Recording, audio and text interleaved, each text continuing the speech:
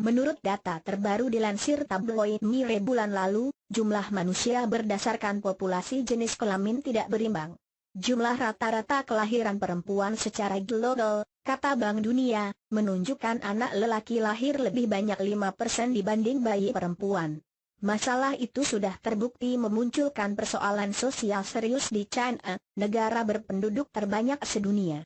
Pada 2012, di negeri tirai bambu, setiap 100 bayi perempuan lahir maka bertambah 116 orang lelaki bersamaan. Secara total, ada kekurangan 34 juta perempuan bagi seluruh populasi lelaki di China, kata editor Mie Frankie Goodwai. Kondisi tersebut diperparah dengan kebijakan pemerintah China satu anak per rumah tangga. Program keluarga berencana sejak 1979 tersebut memicu ledakan populasi lelaki di China. Pelbagai faktor itulah yang akhirnya melahirkan tren baru di China, yakni perayaan Hari Jomblo, sebagai versi tandingan Valentine. Hari ngenes ini dirayakan saban 11 November. Pada momen tersebut, setiap pasangan harus memberi hadiah pada sahabat atau saudara yang masih jomblo. Sebaliknya, yang belum berpasangan membeli barang buat diri sendiri. Goodwai menemukan data yang lebih menakutkan atas ketimpangan populasi di China. Pada 2013, 94% penduduk tidak menikah adalah lelaki.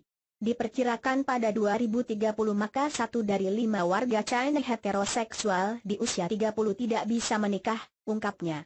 Dengan kondisi itu mereka yang sulit menemukan pasangan akhirnya menjadi jomblo.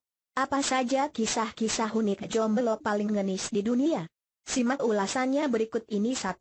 Arab Saudi larang perempuan jomblo makan di restoran. Beberapa restoran di Arab Saudi melarang perempuan belum memiliki pasangan memasuki tempat mereka. Para wanita jomblo ini dinilai memiliki kepribadian dan mental tidak stabil hingga membuat mereka melakukan hal-hal tak penting. Surat kabar The Daily Mail melaporkan, Selasa, 25/11, para perempuan lajang ini kerap kegenitan, tebar pesona, merokok, dan main-main dengan ponsel pintar mereka. Ini banyak mereka lakukan di restoran-restoran, ternyata membuat banyak pemilik rumah makan itu keberatan. Banyak pegiat hak asasi perempuan mengatakan peraturan ini sebenarnya terselubung dalam menegakkan syariah Islam. Tidak ada hukum yang melarang wanita bepergian sendiri di Saudi, namun sebagai muslim diyakini mereka harus ditemani anggota keluarga yang lelaki saat memasuki ruang publik. Kami menaruh tanda ini sebab ada sejumlah kecelakaan tebar pesona pernah terjadi di restoran ini, ujar salah satu pemilik restoran tidak disebutkan namanya. Para pengusaha restoran baru akan menyingkirkan tanda itu jika hal-hal tak diinginkan berkurang. Menurut mereka kebiasaan tebar pesona, perselingkuhan, atau perilaku tak berguna lain bisa mengancam bisnis rumah makan itu. Seorang pemuda bernama Talal menceritakan kisahnya. Saat itu restoran milik saudaranya sedang ramai dan banyak keluarga makan di tempat itu. Tak disangka sekelompok perempuan lajang masuk ke restoran tersebut dan berbicara keras-keras, tak peduli dengan sekitar mereka. Dengan membawa pasangan mereka jauh lebih bertata krama, ujar Talal. Saudi tercatat memiliki beberapa peraturan tidak menguntungkan kaum perempuan. Baru tahun ini mereka bisa bekerja namun tetap belum boleh mengendarai mobil. Tidak ada batas umur perempuan boleh dinikahkan asalkan sesuai dengan keputusan ayahnya. Wanita boleh mengendarai sepeda namun harus mengenakan busana tertutup dan cadar serta ditemani oleh penjaga lelaki 2. Kelamaan jomblo, wanita Inggris nikahi dirinya sendiri namanya Grace Gleder, usia mendekati kepala 4. Lebih dari 6 tahun perempuan Inggris ini jomblo, tanpa ada lelaki serius melamar. Tak tahan hidupnya sepi, akhir pekan lalu dia memilih jalan paling ekstrem, menikahi dirinya sendiri. Seperti dilansir situs Mirror, Minggu, 5/10, pernikahan itu digelar di pedesaan Devon, 372 km di sebelah tenggara ibu kota London. Dia mengundang 50 tamu, rata-rata sahabat dan keluarga dekat sambil memakai baju pengantin. Ada jamuan makan, hiburan, sampai ritual lempar bunga. Persis seperti perayaan pernikahan lainnya. Saat masuk momen mencium pasangan, Grace pilih mengecup kaca. Saya tidak merasa narsis. Mengumumkan pernikahan semacam ini, sama saja seperti mencintai diri kita, kata Grace. Sebelum menggelar pesta nyeleneh itu, Grace sudah mengadakan prosesi lamaran pada November 2013, di kursi taman kawasan Parliament Hill, London. Motivasi utamanya menikahi diri sendiri, adalah kesibukannya selama 6 tahun menjomblo. Wanita bekerja sebagai fotografer ini merasa mengenal lebih jauh siapa dirinya, lebih memberi arah hidup, dibanding sibuk mencari pasangan. Saya nyaman menikahi diri sendiri. Selama ini, saya mencari jati diri lewat meditasi, tarian, dan hal-hal lain buat meningkatkan kesadaran pribadi, tandasnya. Grace menjadi wanita pertama Inggris yang mengumumkan pada publik menikahi diri sendiri. Tapi dia bukan yang pertama melakukan tindakan absurd tersebut di dunia. Linda Baker, wanita asal Amerika Serikat pada 1993, tercatat jadi pelopor hidup selibat tapi diberi label pernikahan. Kasusnya tak jauh beda, Linda bosan jomblo sedangkan usia sudah menjelang 40 tahun 3. Jomblo saat hari kasih sayang, gadis Amerika bunuh diri. Satu lagi kisah jomblo mengenaskan namun ini lebih tragis. Remaja 15 tahun bunuh diri lantaran tidak punya pacar dan merasa kesepian. Dia memutuskan lompat dari atap apartemen neneknya tepat di hari kasih sayang.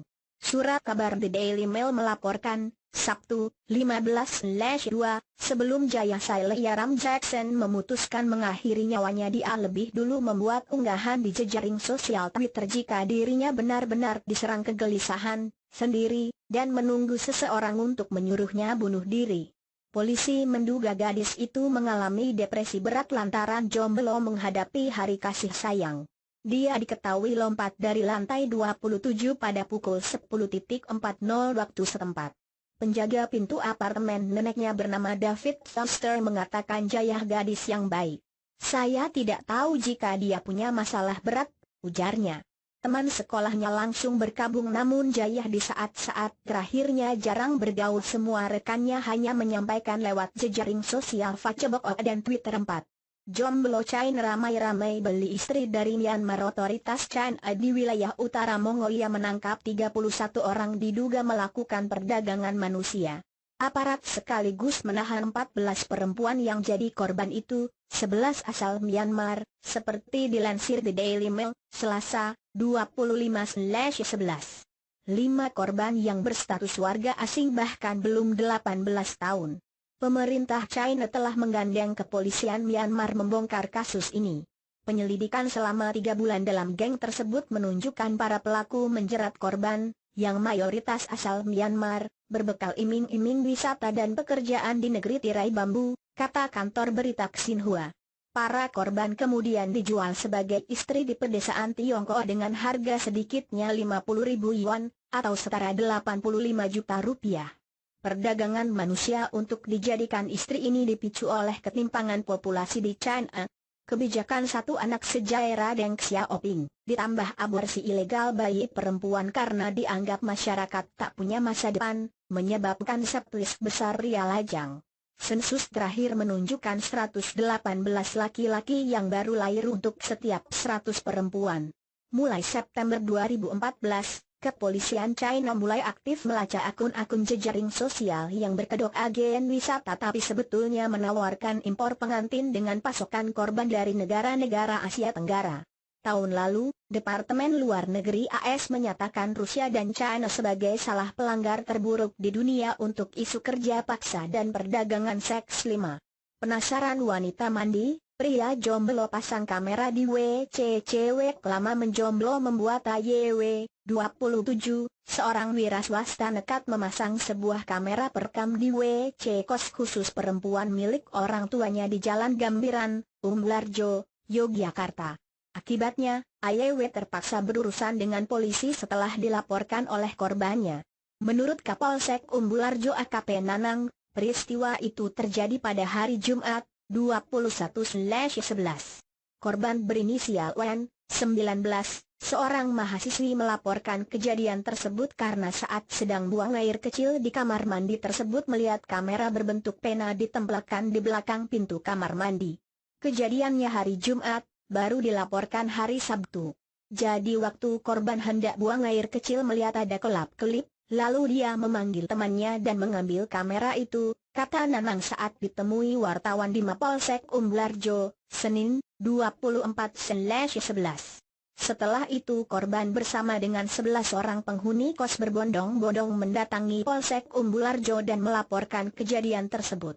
Beruntung, setelah dilakukan pemeriksaan, tidak ada video jelas yang terekam oleh kamera. Pelaku pun belum sempat menonton hasil rekaman kameranya tersebut. Itu buram, tidak terlihat jelas, hanya terlihat sekilas ada yang ambil baju, handuk dan korban yang buang air kecil. Durasinya pun hanya sekitar 3-4 menit, ujarnya. Menurut Manang, pelaku mengaku melakukan hal tersebut karena ingin melihat video perempuan mandi tanpa menggunakan pakaian. Pelaku memasang kamera Jumat pagi, tujuannya cuma pengen lihat saja perempuan mandi. Pelaku juga mengaku tidak pernah punya pacar, ujarnya. Begitu menerima laporan, polisi kemudian menahan pelaku. Namun karena tidak memiliki alasan kuat, polisi kemudian membebaskan pelaku. Kita kesulitan, mau dijerat pakai UU pornografi, belum memenuhi unsurnya, kemungkinan kita akan gunakan Undang-Undang Darurat Pasal 5, terang Nanang.